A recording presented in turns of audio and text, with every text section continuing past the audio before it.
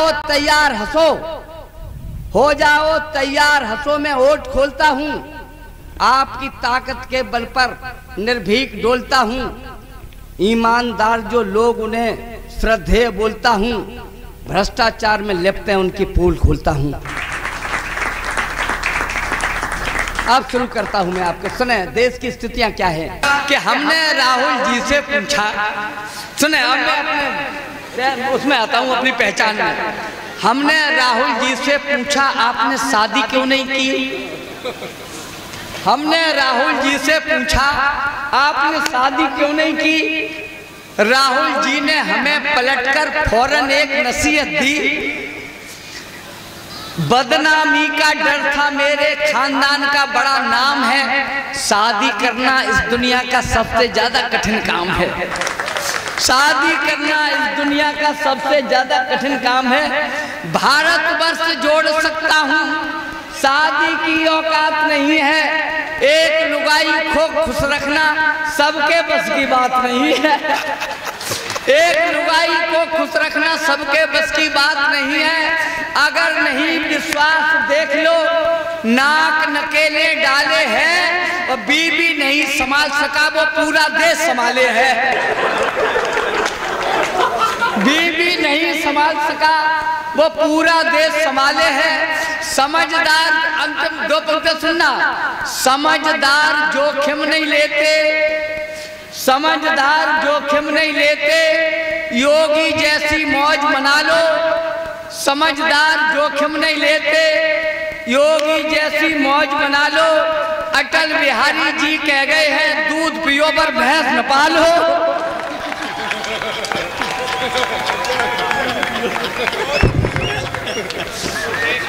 अब शिकायत घर तक पहुंचा वो नहीं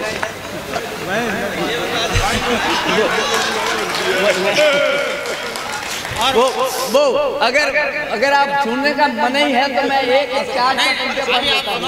मैं माता ये वो अभी मैं कल के सतीजे मैं कल की घटना बताऊंगा। बटेश्वर में कल भगवान शिव के दर्शन के लिए दो गाड़ियां गई, दो गाड़ियां, दो बसें गई, माता तुम सुनना, दो बसें गई, एक बस में बहुएं बैठी थी और एक बस में सासें बैठी थी, लेकिन दुर्भाग्य देखना जैसे ही नसीरपुर पर बस पहुंची तो पीछे वाली गाड़ी पलट गई जिसमें सासें बैठी थी और एक भी सास जिंदा नहीं बची, उसमें से एक बहू उतरी और रोने लगी, सतीश भाई बेजार रो रही थी, हे भगवान जी क्या किया, हे भगवान जी क्या किया, हे भगवान जी क्या किया। तब तक पुलिस वाले आ गए, बोले बेटा तुम्हें अपनी सास ज्यादा प्यारी थी, बोले नहीं प्यारी प्यारी कुछ नहीं थी, बोले फिर क्यों रो रही हो, बोले मैं अपनी सास को तो घर ही छोड़ आई इसलिए रो रही हूँ, मैं भी इसमें ले आती तो छुटकारा हो जाता। तो ये स्थितियां हैं। वो एक सती जी वो एक सास के तीन दामाद थे, तीन दामाद। उसने ये एक दिन सोचा माता जी कि हम ये देखें कौन सा दामाद हमें ज्यादा प्यार करता है। उन्होंने सबसे पहले अपने बड़े दामाद को बुलाया और उसको नहर के किनारे लेके गई और जानबूझकर अपना पैर फिसलाया और नदी में फिसल गई। तो वो दामाद घबरा गया, उसने न कपड़े उतारे न जूते उतारे और ऐसा ही कूद पड़ा और अपनी सास को निकाल के ले आया। सास ने कहा वाह ये दामाद हमें बहुत प्यार करता है। उन्होंने 1 लाख रुपए का चेक दिया कि बेटा ले मोटरसाइकिल आराम से घूम मस्ती से, तो ये काम करने की कोई जरूरत नहीं है, मैं खिलाऊंगा तुझे। उसके बाद दूसरे दामाद के पास गई, उसको भी लेके आई, नदी के किनारे वही नहर के पास ले गई, पैर फिसलाया, खुद गिर गई। अब वो थोड़ा सा आलसी था, उसने पहले पैंट उतारी फिर जूते उतारे, तब तक 2-3 गोते लग गए सास को। तब निकल के आई, सास को बड़ी गुस्सा आ गई कि बोले ले 4000 रुपए साइकिल पे घूम, तू इसी लायक है। उसके बाद तीसरे दामाद को बुलाया, वो दिमागदार था, उपेंद्र सिंह भोला जैसा, बुलाया और फिर वहीं गई नहर के किनारे, पैर फिसलाया और गिर गई। अब भोला तो आलसी ठहरे, तीसरा दामाद आलसी था, वो कुछ नहीं, वो हिला भी नहीं, तो मरती है तो मर जाने दे बुढ़िया को। बुढ़िया गट गट गट गट करती हुई बह गई।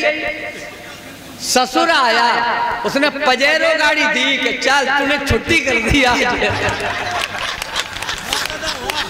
तो ये स्थितियां हैं।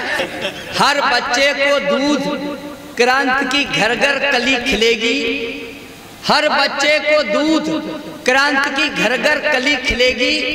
गांव गांव में अब गरीब को बकरी मुफ्त मिलेगी। यह सरकारी हुई घोषणा, नई योजना आई। दीनू ने रुपया उधार लेकर फाइल बनवाई। हुई जांच पर जांच, बाद में लिस्ट गई थी टांगी। 13 जगह गई थी फाइल, सबने रिश्वत मांगी। सबको देनी पड़ी कर्ज में, नाम सेठ के लिख गई। बकरी के चक्कर में उसकी भैंस दूध की बिक गई। बकरी के चक्कर में उसकी भैंस दूध की बिक गई। अब सुनना साहब, बकरी के चक्कर में उसकी भैंस दूध की बिक गई। दोपहरी में दौड़ दौड़ कर आ गई उसको जूड़ी। चक्कर 20 लगाए तब कहीं बकरी आई बूढ़ी। चक्कर 20 लगाए तब कहीं बकरी आई बूढ़ी। वह भी थी बीमार, हाँपती खड़ी खुदा के घर गई। 3 रोज तो बंधी रही थी, चौथे दिन वह मर गई। चौथे दिन वह मर गई। सरकारी बकरी थी। अब सुनना साहब, सरकारी बकरी थी, उसकी जांच हुई सरकारी। सरकारी बकरी थी, उसकी जांच हुई सरकारी। 2 दिन सड़ती रही द्वार पर, तब आए अधिकारी। 2 दिन सड़ती रही द्वार पर, तब आए अधिकारी। बोले इसकी देख रेख में कमी हुई है भारी। चारा पानी नहीं दिया है बकरी तुमने मारी। चारा पानी नहीं दिया है बकरी तुमने मारी। डॉक्टर साहब रिपोर्ट लिखेंगे, डॉक्टर साहब रिपोर्ट लिखेंगे। लेकर जाएं दरोगा, 10,000 की करो व्यवस्था, पोस्टमार्टम होगा। 10,000 की करो व्यवस्था, पोस्टमार्टम होगा।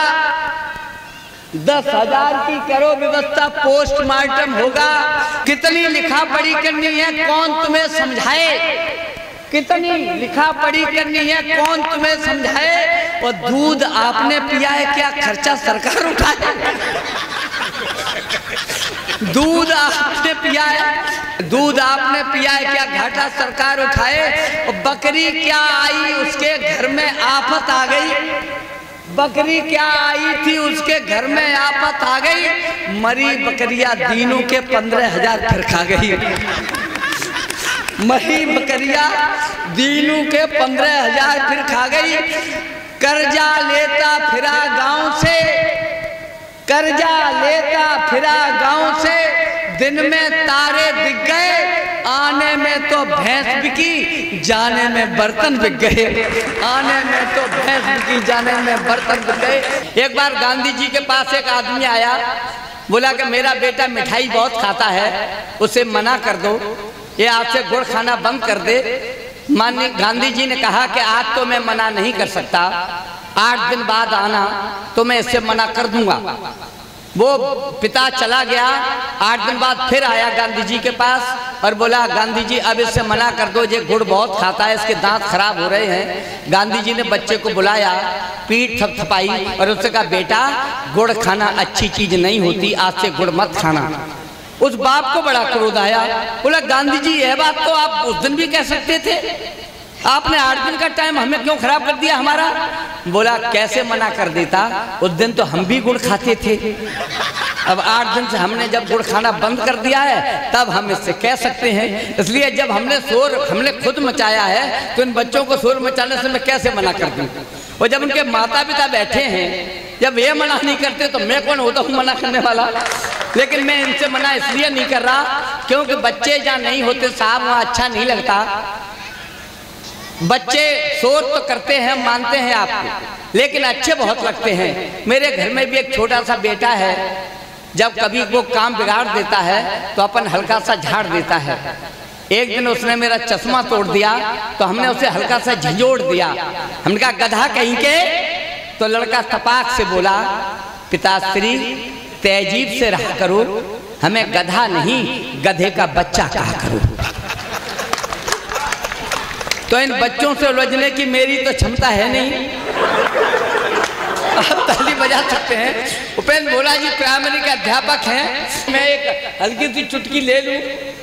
प्राइमरी स्कूलों पर प्रधान जी अगर कहीं बैठे हों, देखना आपके स्कूल को अगर यही दशा हो तो हमें बताना कि एक वो इंस्पेक्टर आ गया, इंस्पेक्टर प्राइमरी स्कूल में, और कक्षा 2 में चला गया साहब। 2 में जाके उसने पूछा, बेटा ये बताओ राम कौन थे? तो दूसरे लड़के ने कहा कि राम तो प्रधानमंत्री हैं देश के। इंस्पेक्टर को बड़ा गुस्सा आ गई कि ये कैसा लड़का है, इसको राम के बारे में नहीं पता है। राम के बारे में पता हो या न पता हो, जो तो प्रधानमंत्री को भी नहीं जानता। ऐसा कौन है प्रधानमंत्री को नहीं जानता? इसका नाम काट देंगे हम। लड़का खड़ा हुआ साहब और बोला, सर आप मेरा नाम काट ही नहीं सकते। बोले क्यों नहीं काट सकता? बोले मैं इस स्कूल में पढ़ता ही नहीं। बोले पढ़ते नहीं हो तो क्यों आए? तो बोला मैं तो यहाँ स्कूल के अगल बगल से अपनी गाय चराता हूँ। कल गुरुजी गए थे, बोले कि कल इंस्पेक्टर आएगा, स्कूल में बच्चे हैं नहीं और मिड डे मील में 400 लिखे हैं। तो बेटा तुम आ जाना, इसलिए हम तो आके बैठ गए। उन्हें गुरुजी पर बड़ा गुस्सा आई। बोले हे गुरुजी, कैसे गुरु हो तुम? नकली बच्चे रखते हो स्कूल में, तुम्हें सस्पेंड कर देंगे। गुरुजी बोले आप हमें सस्पेंड कर ही नहीं सकते। बोले क्यों नहीं कर सकता? बोले मैं इस स्कूल में मास्टर हूं ही नहीं। बोले स्कूल में मास्टर नहीं हो तो क्या करने आए? बोले कि मेरा बड़ा भाई स्कूल में मास्टर है, वो आज ससुराल गया है भाभी जी को लेने, और मुझसे कह गया है कि कल स्कूल में इंस्पेक्टर आएगा तो तू जाके खड़ा हो जाना, मेरी हाजिरी पूरी हो जाएगी। तो मैं तो आ गया सर। अब इंस्पेक्टर को और ज्यादा टेंशन, सीधा हेडमास्टर के कक्ष में गया। हेडमास्टर पर जाके बिफर पड़े इंस्पेक्टर। बोले ए हेडमास्टर, कैसे हेडमास्टर हो? समझ में नहीं आता? स्कूल में नकली बच्चे, नकली टीचर, कैसा स्कूल चलाते हो? हेडमास्टर ने कहा सर क्रोध नहीं, आराम से बैठो बैठो, मैं हेडमास्टर नहीं हूं। ये 10,000 की गड्डी लो, हेडमास्टर मेरे पिताजी हैं, वे इलाहाबाद तारीख करने गए हैं और मुझसे कह गए हैं कि कल इंस्पेक्टर आएगा, तूने 10,000 की गड्डी दे देना। वे कुछ नहीं कहेंगे और चुपचाप चले जाएंगे। उस इंस्पेक्टर ने 10,000 की गड्डी ली और बोला, हे बेवकूफ हेडमास्टर, वो तो मैं हूं कि माने जाता हूं, अगर असली इंस्पेक्टर आ जाता तो स्कूलों की ऐसी दशा है। एक आदमी को फांसी लग रही थी साहब, फांसी लगने जा रही थी। ध्यान से सुनो, फांसी लगने जा रही थी, आखिरी तारीख पड़ी उसकी, तो वकील साहब ने एक किताब पेश की जज साहब के सामने। बोले हुजूर 302 के अनुच्छेद पेज नंबर 32 पर एक ऐसा सबूत है, आप जिसे देखकर इस अपराधी को बाइज्जत बरी कर देंगे। एक ऐसा सबूत रखा है पेज नंबर 32 पर। जज साहब ने पेज नंबर 32 खोला, उसमें एक लिफाफा रखा था और उसमें 500 के 40 नोट रखे थे। जज साहब ने खोला और उसके बाद बोला, सबूत तो है लेकिन कम से कम ऐसे 3-4 सबूत और पेश किए जाएं। तो यही आलम है हमारे देश का, हमारे कानून का। प्रताप सिंह की पंक्तियां हैं साहब, मेरी नहीं है, प्रताप दीक्षित जी की पंक्तियां हैं कि तुम कभी कम हो पंडा ज्यादा, कविता कम हथकंडा ज्यादा, तुम ही बता दो कैसे हो गए गोबर कम और कंडा ज्यादा। मोटरा ने और एक अमेजिंग फोन लॉन्च कर दिया है, Motorola Edge 60 Pro। सेगमेंट का सबसे advance 50+50+50x pro grade AI camera, जिसमें Sony Litia 700C सेंसर आता है। With 50x AI super zoom magic, एक hyper personalized Moto AI भी है that adapts to you and predicts your every next move। साथ ही में जबरदस्त 1.5K रेजोल्यूशन वाला क्वाड कर्व डिस्प्ले आता है। 6000 mAh बैटरी, 90 वॉट चार्जिंग और 15 वॉट वायरलेस चार्जिंग भी है। You know, ये truly एक flagship killer है with segment's best camera and AI features under 30,000 rupees। Hello Moto। योद्धा शासन करता तब जनता का खून उबलता है। योद्धा शासन करता तब जनता का खून उबलता है। सेवक शासन करता तब परिवार प्यार से पलता है। पढ़ा लिखा शासन करता तब करता देश तरक्की, और बना पढ़ों का शासन तो बस राम भरोसे चलता है। आइए, गुप्ता जी चाय लेकर आए हैं। और जब हाँ चाय जो हर जगह चलती है, वो मुझे तो याद होता है आदरणीय, वो मेरे घर पर एक दिन मित्र गए थे, आए, हमने उनको प्यार से दी बनवाकर चाय। श्रीमान ने 4 चुस्कियां लेकर मेज पर रखी, पता नहीं कहां से आ टपकी, उसमें पड़ गई मक्खी। अब वे उसको कैसे पीते, क्यों कर उन्हें सुहाए। मेरा लड़का वहीं खड़ा था, बोला पी लो चाय। वे बोले कैसे पी लें, इसमें गड़बड़ी हुई है, जरा गौर से देखो बेटा, मक्खी पड़ी हुई है। वह बोला निकाल फेंको, यह तो अक्सर पड़ जाती, उसके बाद में पी लो तो नुकसान नहीं कर जाती। वह बोला निकाल फेंको, यह तो अक्सर पड़ जाती, उसके बाद में पी लो तो नुकसान नहीं कर जाती। मक्खी पड़ जाने से चाचा चाय नहीं सड़ गई थी, और जिस दूध से चाय बनी है उसमें तो चूहिया पड़ गई थी। मम्मी जी ने पूंछ पकड़कर देर नहीं की रत्ती, मम्मी जी ने पूंछ पकड़कर देर नहीं की रत्ती, और उस चूहिया को निकाल के उसमें डाल दी चाय की पत्ती। 4 चुस्कियां लेकर अब क्या ऐतराज करते हो, और चूहिया वाली चाय पी गए, मक्खी से डरते हो।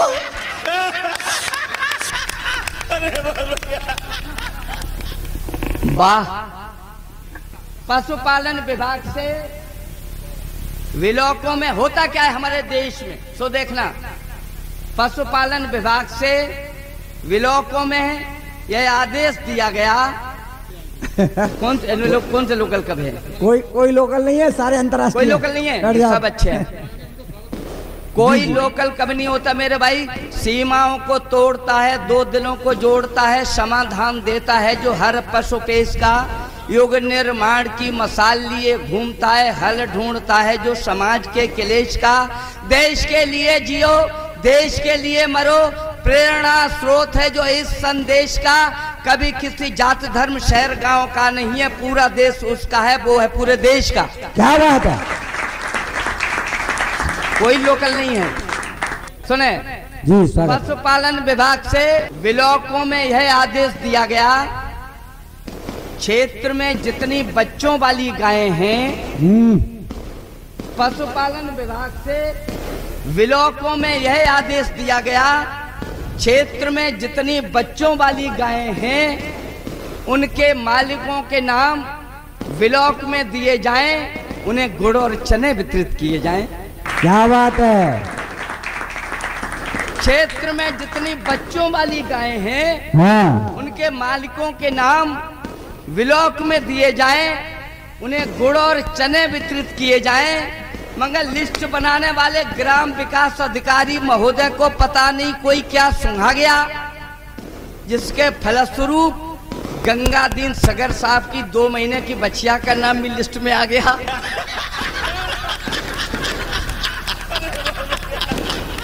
लिस्ट बनाने वाले ग्राम विकास अधिकारी महोदय को पता नहीं कोई क्या सुंघा गया, जिसके फलस्वरूप गंगादीन सगर साहब की 2 महीने की बच्चिया का नाम भी लिस्ट में आ गया। जांच अधिकारी ने मौका मायना करते हुए पूछा, हे ग्राम विकास अधिकारी महोदय, हमें यह बताओ, यह 2 महीने की बच्चिया गुड़ और चने कैसे खा गई? वह बोला हुजूर ये अनुसूचित जाति के रिजर्वेशन में आ गई। क्या बात है।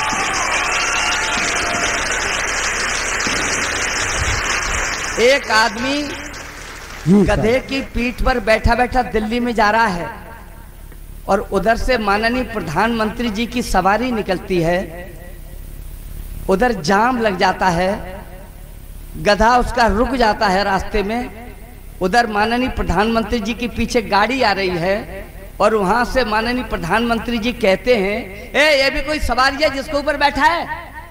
तो वो गधे वाला क्या कहता है साहब सुन लेना। जी स्वागत है।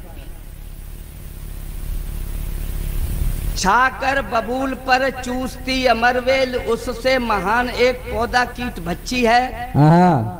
छाकर बबूल पर चूसती अमरवेल, उससे महान एक पौधा कीट बच्ची है। ब्राह्मण से जात का कसाई श्रेष्ठ मानिए, जो वेद का बयान करे खाता मांस मच्छी है। प्रेम से बिठारे कोई खतरा न कष्ट है, मन से सम्मान करे वही सीट अच्छी है। और रोज पड़े गालियां हजार हों विरोधी, उस दिल्ली वाली सीट से गधे की पीठ अच्छी है। क्या बात है।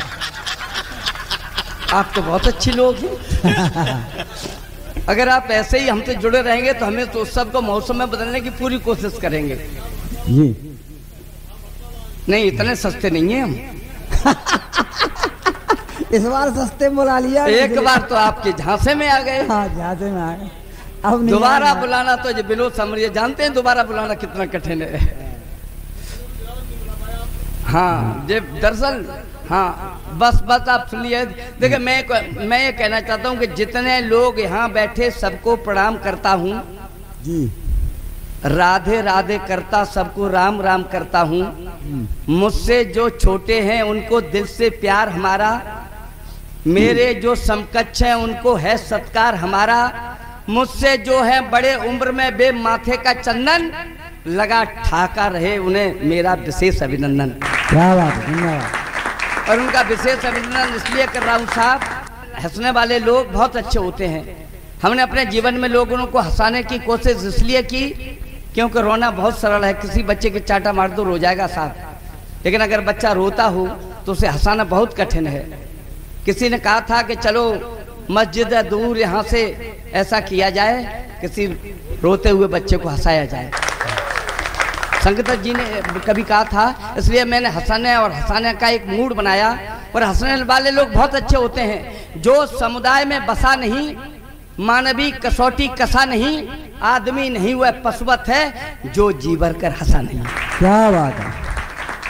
आप हंसते रहेंगे और जो हंसते हैं उनके तेवर गर्म नहीं होते हैं, कोई कष्ट नहीं होता है, सितम नहीं होते हैं, पत्नी खुश, बच्चे मेधावी, दरगम नहीं होते हैं। हंसने वाले लोग देवता से कम नहीं होते हैं। क्या बात है। इसलिए आप लोग हंस सकते हैं। और मैं तो यूं कहना चाहता हूं कि हंसते नहीं जो लोग कभी बर्बादी हो जाती है। कुआरे अगर हंसे तो जल्दी शादी हो जाती है। जल्दी शादी हो जाती है। क्या बात है। मैं सही बता रहा हूँ, कुआरे अगर हंसे तो जल्दी शादी हो जाती है। खिलखिल करते रहते उनका मुखमंडल खिलता है। अगर लड़कियां हंसे तो पत पैसे वाला मिलता है। शादीशुदा हंसे तो उनकी खुश रहती घरवाली, शादीशुदा हंसे तो उनकी खुश रहती घरवाली, घरवाली की छोड़ो उनकी खुश रहती है साली। दोनों खाना उसे खिलाती बजा बजा कर ताली, और जीजा गाल फुलाए हो तो साली देती है गाली। मैं तो सच बता दूं, मैं आपको पहली बार मैं अपने ससुराल गया था, क्योंकि मैं प्रिंसिपल था। मैं हंसा ही नहीं। मेरी साली मेरे पास आई, उसने मुझे हंसाने की बहुत कोशिश की, लेकिन मैं हंसा ही नहीं। मैंने गाल फुला लिया और रो के चली गई घर। उसने अपनी दीदी से जाके कहा, बोले दीदी जीजा जी हंसी नहीं रहे हैं। रोने लगी। उसकी दीदी बोली, तो तुम क्यों रो रही है नहीं हंस रहे हैं तो? बोले क्या कारण है रोने का? बोले क्या कारण है? बोले मैं मौसी कैसे बनूंगी।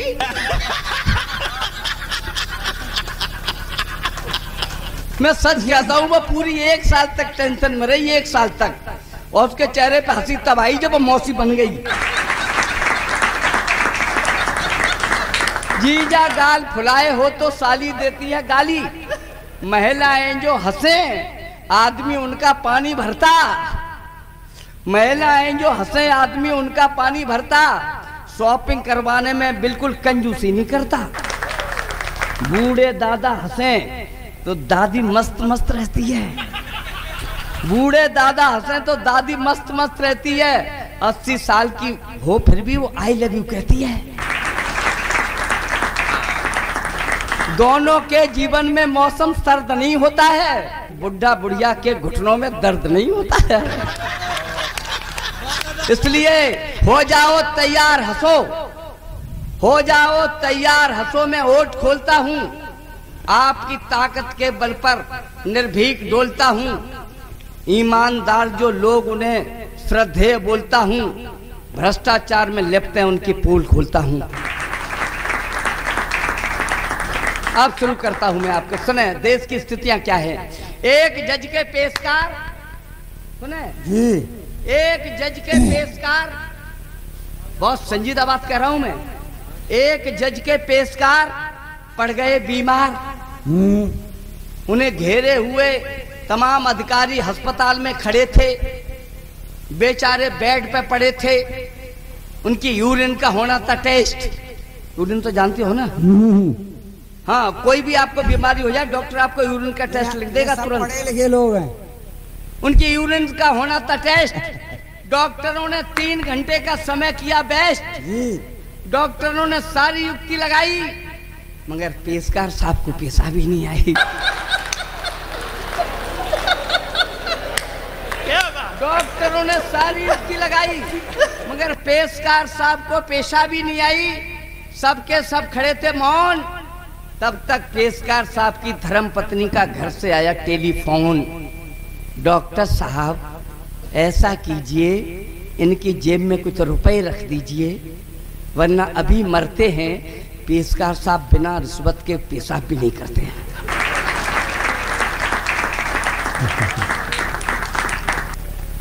सबके सब खड़े थे मौन। ताली तो वहां उठाना, देश की विसंगति पे हंसना, मुस्कुराना, ताली बजाना। सबके सब खड़े थे मौन। तब तक पेशकार साहब की धर्मपत्नी का आया टेलीफोन। डॉक्टर साहब ऐसा कीजिए इनकी जेब में कुछ रुपए रख दीजिए वरना अभी मरते हैं। पेशकार साहब बिना रिश्वत के पेशाब भी नहीं करते हैं। डॉक्टर साहब ने पेशकार साहब की जेब में एक 10 का नोट रखा और जैसे ही जेब हुई भारी पेशकार साहब ने भैंस के दूध की तरह 10 लीटर उतारी। पेशकार साहब ने भैंस के दूध की तरह 10 लीटर उतारी। यह देखकर एक नर्स ने कहा, यह देखकर एक नर्स ने कहा डॉक्टर साहब यह बहुत अच्छा रहा कि आपने 10 का ही नोट रखा। यह देखकर एक नर्स ने कहा डॉक्टर साहब यह बहुत अच्छा रहा कि आपने 10 का ही नोट रखा। अगर भूल से कहीं 100 का नोट धर देते तो पेशकार साहब पूरा अस्पताल भर देते। क्या बात है। ये सब स्थितियां हैं, ये देश के हालात हैं। मरे हुए जज साहब एक दिन सपने में घर आए। सुने, मरे हुए जज साहब एक दिन सपने में घर आए। बड़े पुत्र को हाथ जोड़कर अपने हाल बताए। बहुत बड़ा अफसोस, पता नहीं कैसे तुमको युक्त मिलेगी। 13 बार भागवत पढ़िए तब कहीं हमको मुक्त मिलेगी। मुक्ति मिलेगी। मरे हुए जज साहब एक दिन सपने में घर आए। बड़े पुत्र को हाथ जोड़कर अपने हाल बताए। बहुत बड़ा अफसोस, पता नहीं कैसे तुमको युक्त मिलेगी। 13 बार भागवत पढ़िए तब कहीं हमको मुक्त मिलेगी। लालच ने मेरी आंखों के सारे शीशे तोड़ दिए थे। बैठ न्याय की कुर्सी पर हमने अपराधी छोड़ दिए थे। क्या बात है। बैठ न्याय की कुर्सी पर हमने अपराधी छोड़ दिए थे। महंगाई रिश्वत के आगे बुद्ध बड़ी बेमेल हो गई। गलत गवाहों के बल पर कुछ निर्दोषों को जेल हो गई। गलत गवाहों के बल पर कुछ निर्दोषों को जेल हो गई। जान मानकर आंख मीचकर कुछ परिणाम सुनाए हमने, भूल गया कर्तव्य लोभ के गीत खुशी से गाए हमने। इसीलिए अब नर्क लोक में पल पल हमको खटक रहे हैं, आंखें काम नहीं करती हैं, प्राण हमारे भटक रहे हैं। गलत न्याय करने के कारण हमको ऐसी सजा मिली है, हम चमगादड़ बने पेड़ की डाल पर उल्टे लटक रहे हैं। ये सब स्थितियां हैं। वो एक लोग कहते हैं कि वो राजनीति पे आप कविता लिखा करिए, राजनीति पे। साहब राजनीति पे क्या कविता पढ़ना? व्यापारी बे हैं जो 2 के 8 लेते हैं। व्यापारी बे हैं जो 2 के 8 लेते हैं। वकील बात बात में से बात छांट लेते हैं। पुलिस वाले थोड़ा सा पीट पाट लेते हैं। अधिकारी हल्का सा हमें डांट लेते हैं। राजनीति करना सबसे कठिन है, वे ही कर पाते जो थूक के चाट लेते हैं। थूक के चाट लेते। जिंदाबाद। ये स्थितियां हैं साहब, ये स्थितियां हैं साहब। अच्छा, हो भी क्या, संस्कार तो हमने दिए हैं, बच्चे कहाँ से सीखे? बच्चे तो हमसे सीखे हैं। हम उनके सलीके से नाम भी नहीं रख पा रहे सर। हम ऐसे तो उल्टे सीधे नाम रख लेते हैं। पहले कितने अच्छे नाम होते थे, ध्रुव, प्रहलाद, राम, लक्ष्मण, भरत, शत्रुघ्न, अशोक। अब मालूम कैसे नाम रखते हैं? गुच्चू, मुच्चू, हाँ हाँ, गोल्डी। पता नहीं लगता कि लड़का है कि मसाला है। मसाला। हाँ अच्छा, यहाँ तक तो गनीमत है। वो हमारे मोहल्ले में एक मिस्टर है, हमारे एक मित्र मिस्टर कामरेड, उनकी 2 लड़कियां, एक का नाम मारुति, एक का नाम मोपेड। दोनों ही सयानी। परेशानी खास थी, शादी के लिए 2 लड़कों की तलाश थी। अच्छा। ढूंढते ढूंढते पैरों के तलवे छिल गए। संयोग से एक ही घर में 2 लड़के मिले। 2 लड़के मिले। कामरेड साहब ने कहा, हुजूर आपके 2 लड़के हैं, मेरी 2 लड़कियां हैं, अब परेशानी ज्यादा मत दीजिए, दोनों को कबूल कीजिए। जी। वैसे तो लड़के तमाम हैं, लेकिन अब वरनी के योग्य बनना चाहते हैं, इसलिए मारुति और मोपेड आपके हवाले करना चाहते हैं। जी। ठाकुर साहब की खुशी में मूंछें हिल रही हैं। उन्होंने समझा मारुति और मोपेड हमें दहेज में मिल रही हैं। क्या बात है। ठाकुर साहब की खुशी में मूंछें हिल रही हैं। उन्होंने समझा मारुति और मोपेड हमें दहेज में मिल रही हैं। कहने लगे, देखो भाई, अभी हमारे लड़के छोटे हैं, मारुति और मोपेड लायक नहीं हैं, फिर भी अगर आपकी इच्छा है तो कर जाइए, खर्चा पानी हम जुटा दिया करेंगे, मोपेड हमारे लिए हो जाएगी, मारुति किराए पर उठा दिया करेंगे।